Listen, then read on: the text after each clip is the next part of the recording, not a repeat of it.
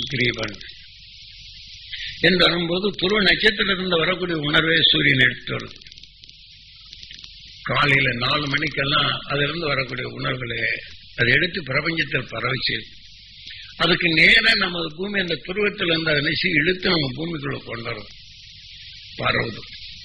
அந்த நேரத்தில் 6:30க்குள்ளுக்கு 4லிருந்து 6:30க்குள்ளுக்கு ஒரு நிமிஷமாவது நீங்க அதை எண்ணி அதை பெறணும் ஏங்கினீங்கன்னா அந்த வீடியோ வாங்கிய சக்தி இந்த மாதிரி துருவ நட்சத்திரத்தின் பேரலும் பெறணும். என்னோட முழுதும் பண்ணி என் ஜீவாத்மா பெறணும், ஜீவனுக்கள் பெறணும். இப்ப நமக்குள்ள எதிரியா இருந்தாலும் பார்த்த வேண்டிய நிலைகளை அவங்க அறியாத உணர்வுகள் நீங்க வேணும். அந்த மெய்ப்பொருட்கான உணர்வு சக்தி பெறணும். அவன் உணர்வு இங்க வரவில்லைங்க. இது சக்தி வாய்ந்த நிலைவு கொண்டு என்ன செய்து தண்ணி இது கலந்து வெளியில விட்டுரும். ஏன்னா அவங்களுக்கல்ல நமக்குள் அந்த உணர்வின் தன்மை என்ன தனிச்சு நம்ம உடல் ரத்தத்துல கலந்துடும். அப்ப நமக்குள் எதிரி என்ற உணர்வு இருக்கு, நம்ம நல்ல குணம் இருக்கு, இது அடிப்பணி வச்சிடும். ஏன்னா அங்க எதிரி இல்லை, நம்ம உடல் தான் எதிரி நிறைய இருக்கும்.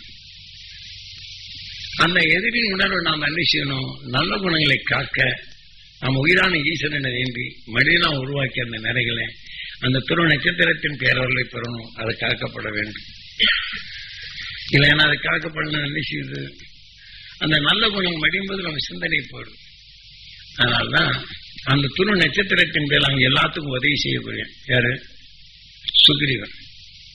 ஆனா அந்த சூரியன் எடுத்துக்கொண்டால் அந்த உணர்வின் தன்மை எடுத்த உடனே நம்ம உடலை எத்தனை கெட்ட குணங்கள் இருந்தாலும் அதை திருத்த உதவுது.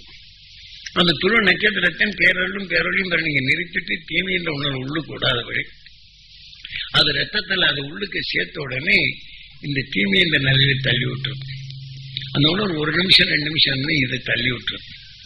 தள்ளி விட்டோம்னா அந்த மகிழ்ச்சி நான் சக்தி நான் பண்ணணும்.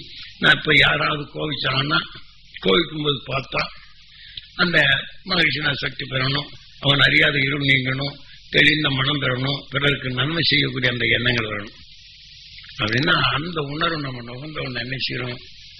நாம மிளகாய குழம்புல போட்ட உடனே அது ருசியா எடுத்து நம்ம உணர்ச்சி தோன்ற மாதிரி அவன் செயல்களை போராட்டம் நமக்குள் நல்லதா மாற்றிடும்.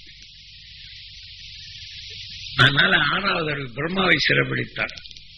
அப்படின்னா நாம் நுகர்றது உயிர், அது பிரம்மமா இருந்து மாற்றுது.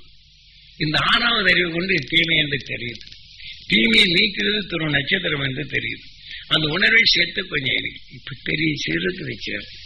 அப்ப நீங்க ஒவ்வொரு நிமிஷத்துல இது சேர்க்கப்படும் போது என்ன செய்யுது? ஒவ்வொரு நிமிஷமும் இது விஷ்ணு தனுஷ் அது சேர்த்து சிவதனுசு உடல் பெறும் உணர்வினை தணிக்கிறது.